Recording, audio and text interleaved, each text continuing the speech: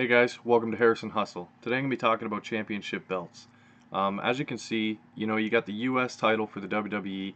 I am not a fan of this title at all. It just doesn't do anything for me. It looks really cartoonish. I'm not a big fan of it, never have been. Even the Cena spinner when they had that one, I didn't like that either. As you can see, here's the WCW US title. Very, very nice. I'm a big fan of the Intercontinental title, the one that's currently running, and the old school pre-Attitude Era.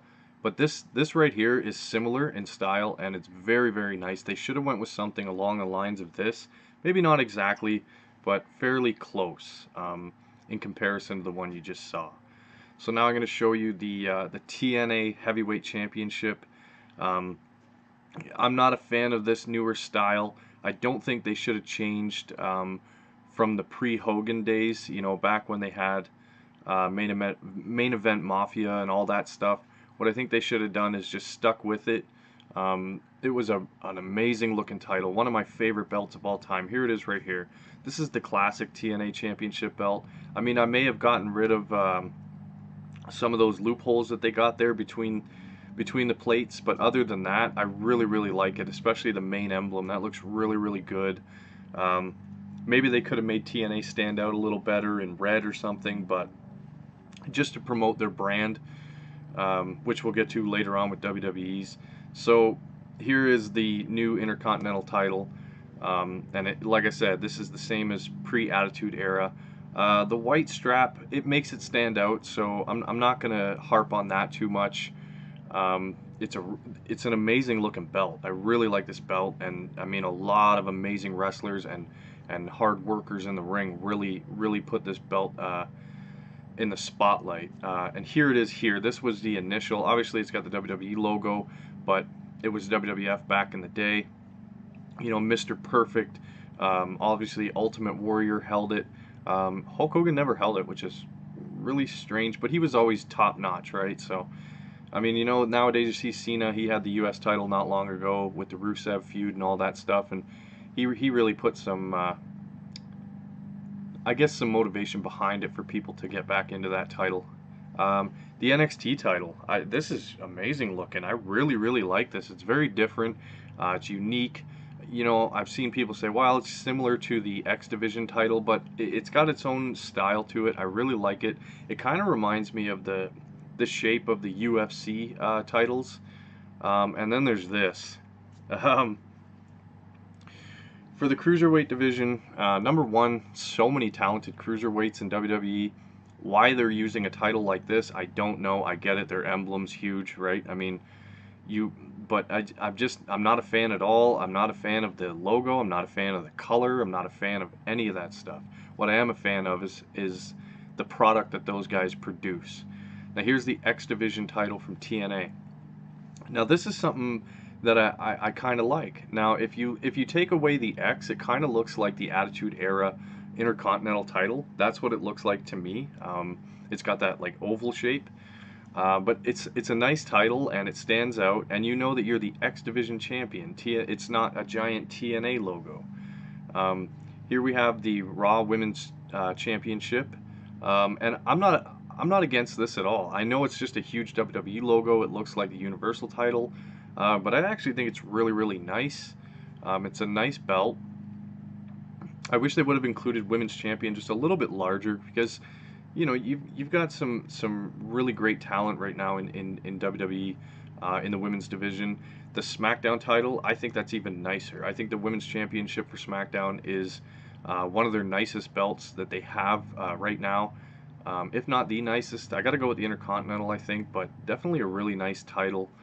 And again, I'm going to get into discussing these individually in other videos, and what's gone on with them lately, and who I think should be in the running and contention for them, and things like that.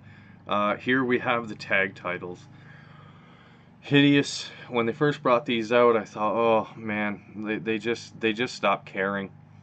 These are some of the ugliest titles I've ever seen, man. These tag titles are just I wouldn't even want to hold them if I was there. I'd be like, you know what, I'd rather just I don't want to be. I want to go to TNA and hold a title that looks like that. That, to me, that title, that looks classic. That looks amazing. That looks like something that Legion of Doom would have held. You know, the Road Warriors. They would have held something like that. That's a real title. That's the way it should look. They got the nice TNA logo right there in the middle, but they're really aesthetically pleasing. I remember when Beer Money had these titles, and I don't think they were any better than when those guys were holding them.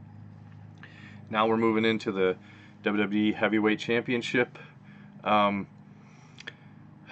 I don't know. When they first created it and The Rock had it, you know, and he was taking it around and stuff like that, I know it's to promote their brand, and I get it. I understand why they do it.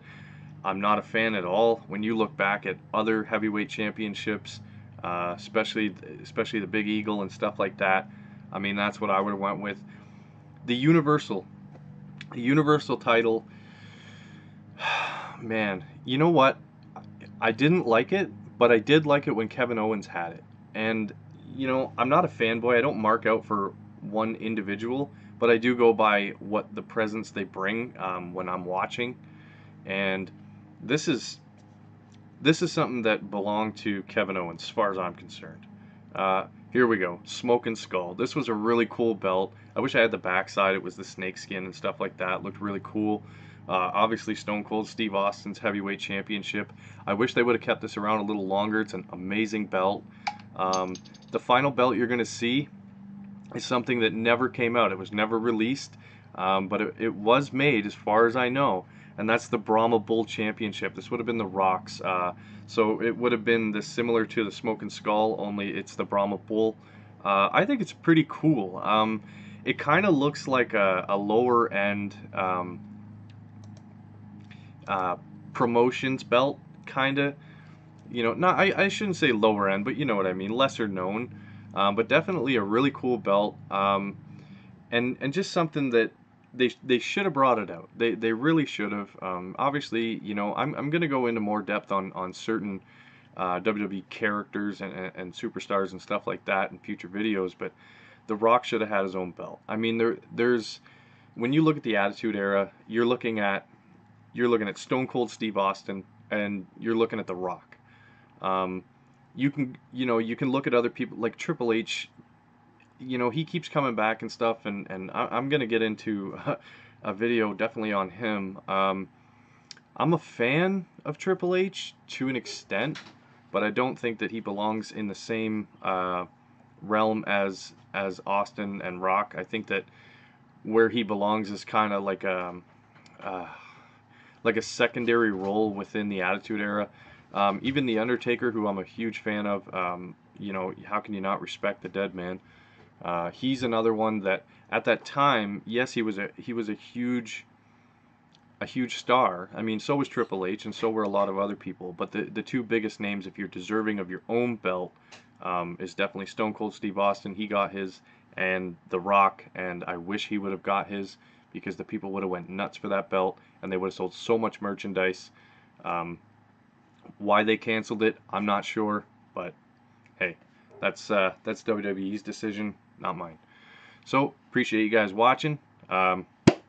This is Harrison Hustle. I'm going to keep shooting videos as much as I can, so enjoy your day, guys.